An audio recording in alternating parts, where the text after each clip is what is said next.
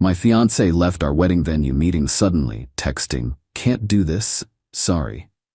I replied to the planner, "Cancel everything." Then I found out she'd run back to her ex who'd just gotten divorced. 72 hours later, both her and her ex were frantically calling me after. I, 32 male, was sitting in this fancy wedding planner's office, the kind with the little cucumber water and magazines about centerpieces, going over final details with my fiancé. Wedding was 3 months out. We'd already dropped like 40 grand on deposits. Venue locked in, guest list finalized. Her dress getting the last alterations. Everything was perfect, or so I thought. My fiancé's phone buzzes. She looks at it, and I swear all the color drains from her face like someone pulled a plug. "I need the bathroom," she says, grabbing her purse. "Want me to come with?" No thanks. Be right back." She basically sprints out of the office. The planner and I exchange awkward glances. We keep talking about table settings or whatever, but I'm watching the clock. 5 minutes. 10, 15. My phone buzzes. "Can't do this. I'm so sorry. I just can't." I stare at it. Read it again. The planner's still going on about uplighting options. Text back. "What do you mean you can't do this?" Those 3 dots pop up, disappear, pop up again. My heart's doing weird things. "I'm not ready for marriage. I need time. Please don't hate me." The planner finally notices my face. "Is everything all right?"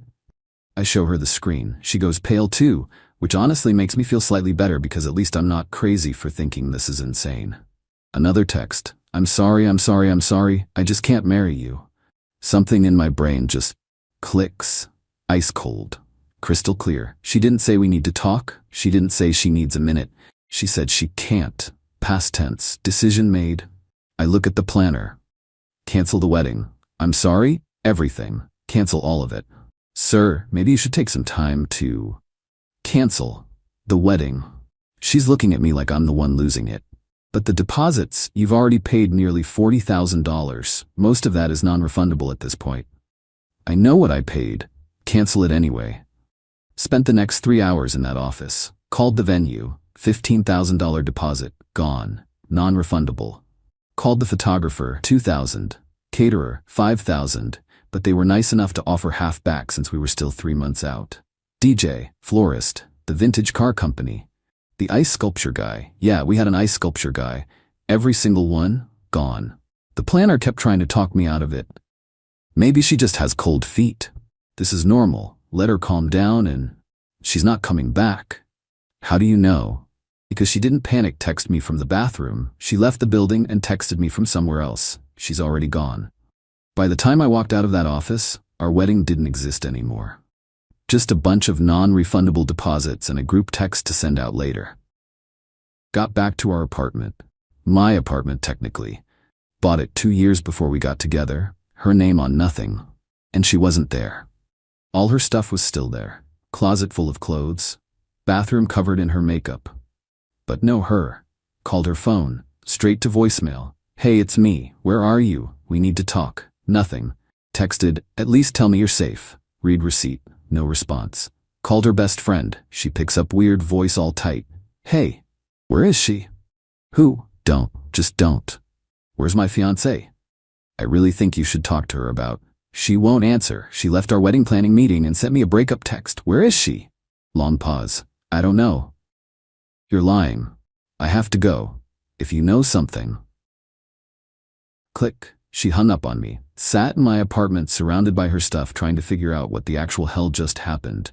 We'd been together 3 years. Engaged for 1. Everything was fine. We'd had dinner the night before, talked about honeymoon plans. She'd seemed normal. What changed in 12 hours? Got my answer the next morning from her sister. She called me at like 7 a.m. crying. "I just found out. I'm so sorry. I can't believe she did this." "Did what? Where is she?" Her sister takes this shaky breath. She's with him, her ex. He got divorced last week. I actually laugh. Can't help it. "You're joking." I wish I was. Apparently they've been talking for months. He told her he was getting divorced and she's been waiting for him to be available again. "Are you serious right now?" "She called our mom this morning. Said she made a mistake getting engaged to you. That she never got closure with him. That she needs to see if they can work."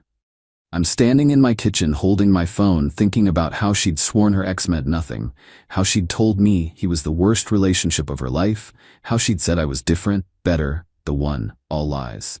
Thanks for telling me, I manage. I'm so sorry. If there's anything, there's not. But thanks. Hang up. Sit down. Process. She'd been planning this, waiting. Keeping me as backup while she waited for him to be single. The second his divorce cleared, she was out. Pulled out my phone, sent one last text to her number, hope it works out with your ex. Then blocked her everywhere. Instagram, everything. Just gone. Started making a list of everything that needed handling. Joint gym membership under my card, canceled her access. Streaming services she used, changed passwords. Car insurance where she was listed as a driver of my car, removed her. This was gonna suck, but at least I'd found out before the wedding. The calls started exactly 3 days later. My phone starts blowing up with unknown numbers. Finally answered one. Oh my God, finally. We need to talk right now. It's her, calling from someone else's phone. We have nothing to talk about. Yes, we do. The wedding vendors are calling me. They want money. Yeah, that's how cancellations work. You need to help me with this. No, I don't. The venue wants $15,000. The photographer wants $2,000. The caterer. I know what they want. You signed all the contracts. Because I was planning our wedding. Yeah, and then you left me for your ex, so now you're planning how to pay the cancellation fees. Good luck with that. You can't be serious, you canceled everything. Because you left me. What was I supposed to do? Keep a wedding venue booked for a wedding that's not happening? You should have waited. We could have talked. You sent me a breakup text and disappeared. There was nothing to wait for. I need help with these bills. Then ask your ex. You left me for him, remember? He says it's not his problem. Wow, sounds like you're dating a real winner. Again, you're being such a hung up. Blocked that number. Immediately got another call from a different number. Her again. Don't hang up. Did anyway. Blocked. This continued for like an hour. Different numbers. Her friends' phones, her sister, random numbers I didn't recognize. Finally just turned my phone off. Turned it back on later to find 38 missed calls and a bunch of voicemails. Listen to one. You're ruining my life. These vendors won't stop calling. I can't afford this. You have to help me. We were going to get married. Deleted them all without listening to the rest. Her sister texted. Please call her back. She's having a breakdown. Not my problem anymore. Sister, the bills are crazy. She can't pay them. We should have thought about that before abandoning our relationship. You're being cruel. Me, I'm being honest. She left. Bills are hers. Bye. Blocked her too. Found out what was actually happening from a mutual friend who felt bad for me. Apparently my ex had been in contact with her ex-boyfriend for like 6 months. He'd been telling her his marriage was over, that he'd made a mistake not marrying her. All this romantic garbage. The second his divorce finalized, she'd been ready to jump. That text she got in the planner's office? Kim. Telling her it was official. So she'd literally left our wedding planning to go be with him. Told him she'd left her fiancé for him. Expected to move right in with him. Except, plot twist, he'd just gotten divorced. Was living in a tiny studio. Paying alimony. Broke. And when she showed up ready to move in, he'd been like, whoa, slow down, I'm not ready for that. So she'd been crashing with friends, waiting for him to be ready. While vendor after vendor started calling her for payment. See, when we'd booked everything, we'd put it all under her name. Her email, her phone number. Made sense at the time. She was handling most of the planning details, wanted to be the main contact. I'd just been the one paying. Now every vendor was contacting her directly for the cancellation fees. And she couldn't pay them because she taught yoga part-time, making like $30,000 a year. She'd been living in my place rent-free. I'd covered groceries, utilities, most of our fun stuff. She had some savings, but nowhere near enough. Her ex definitely wasn't helping.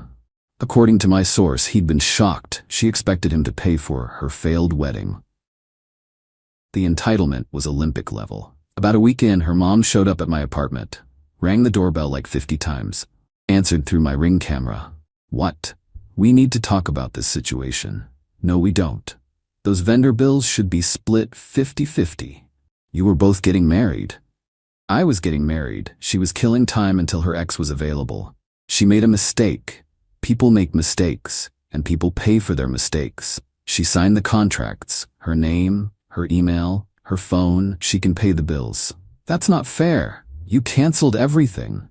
After she left me, cause and effect. She caused it. She can handle the effect. You're being vindictive. I'm being fair. She wanted her ex. She got him. She wanted out of our wedding. She got out. Now she gets the bills that come with those choices. She's going to be in debt. Her credit will be ruined. Then she should pay the bills. With what money? Not my problem to solve. She should ask the guy she left me for. He won't help. Sounds like she made a bad choice then. Still not my problem. Her mom stood outside my door for like 20 minutes yelling through the camera. Called me every name in the book. Said I was heartless. Said a real man would help his ex. Finally told her I'd call the cops for trespassing. She left screaming about getting a lawyer. Sure enough, few days later, I got a letter from some lawyer, demanding I pay half of all vendor cancellation fees as the other party to the canceled wedding ceremony.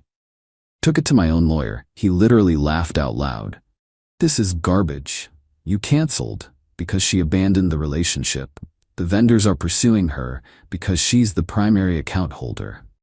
Even though you paid the deposits, there's zero legal requirement for you to pay cancellation fees that resulted from her ending the relationship. So I ignore it? I'll respond professionally. But yeah, this is nonsense. You're fine. Felt pretty damn good about that. Week 2, her best friend cornered me at the grocery store. You know she's suffering, right? Kept loading my cart. Okay, the bills are destroying her. She's working double shifts trying to pay them. Sounds exhausting. Don't you care? You loved her. Loved, past tense. She fixed that when she left me for her ex. It didn't even work out with him. He dumped her.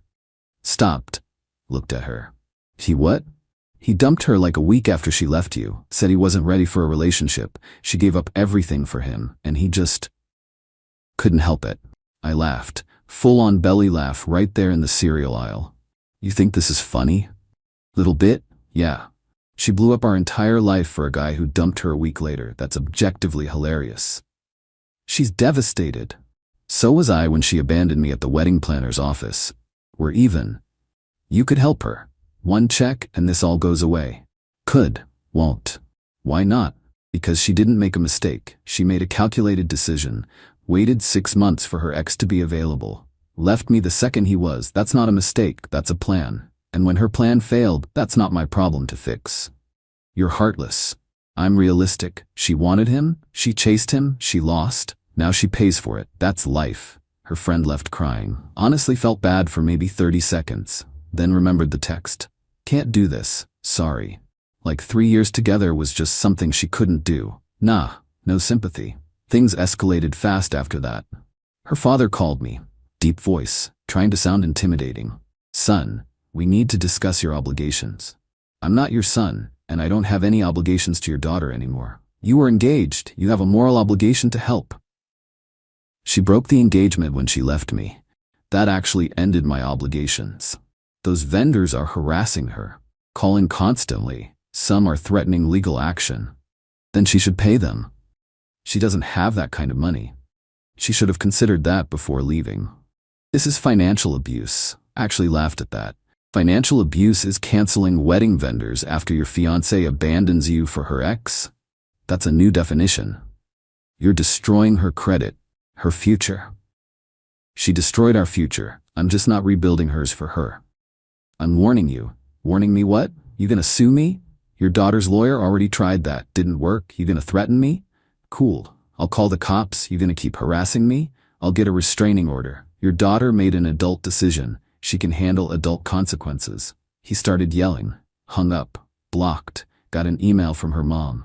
Long, rambling thing about family and Christian values and forgiveness. My response, she left our family before it existed. She can ask her ex for forgiveness. Never responded after that. The mutual friends started picking sides. Lost a few who bought her sob story about me being cruel and heartless. The ones who knew the real story stuck around. Quality over quantity. Her ex started calling me. Actually had the balls to call me directly. Answered just to see what he'd say. Look man, we need to talk. We really don't. She's calling me crying about these bills, and you want me to pay them so she'll leave you alone? I mean, it would help everyone out. Everyone except me, who'd be out $20,000 helping my ex who left me for you. She didn't leave you for me. She left because she wasn't ready. She left because you told her your divorce was final. Don't gaslight me, dude. Whatever, that's not the point. The point is these bills are her responsibility. She signed the contracts. She made the choice to leave. She handles the consequences. Bro, be reasonable. I am being reasonable? You know what's unreasonable? Expecting your ex's ex to pay for the mess you helped create. I didn't create anything. She came to me.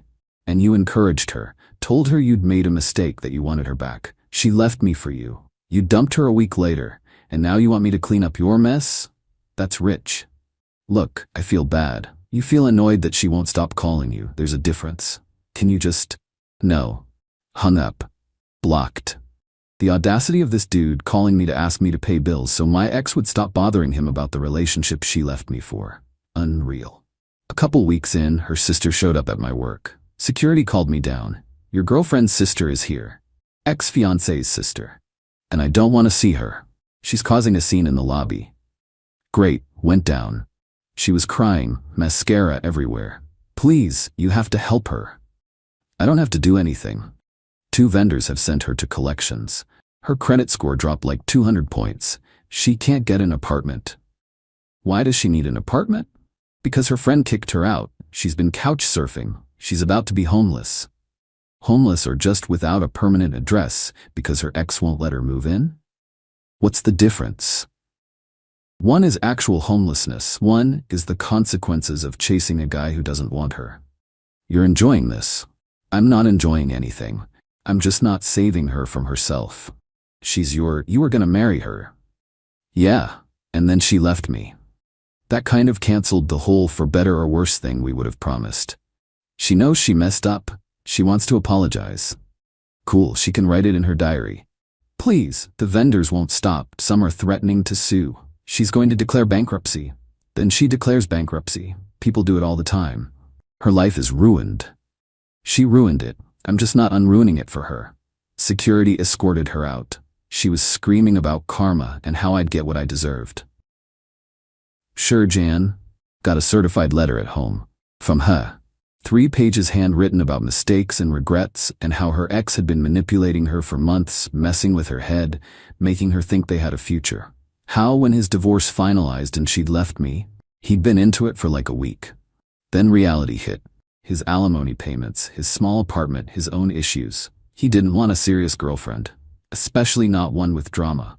So he dumped her. She'd had a breakdown, begged him to reconsider. He'd blocked her. Now she was alone, drowning in bills, couldn't afford to live anywhere decent.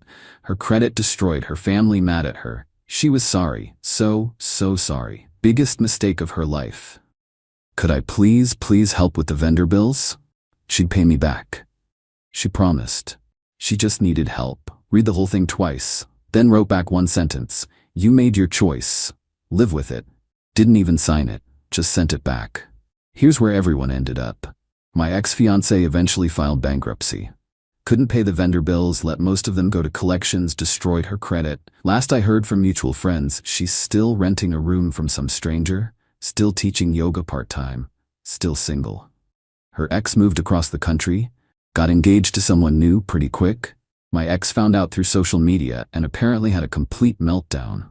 Realized she'd torched her entire life for a guy who never actually wanted her long-term. Her mom tried to sue me for emotional damages. My lawyer sent 1 letter, and she backed off immediately. Her dad tells anyone who'll listen that I'm a deadbeat who abandoned his daughter. Anyone who knows the real story just laughs.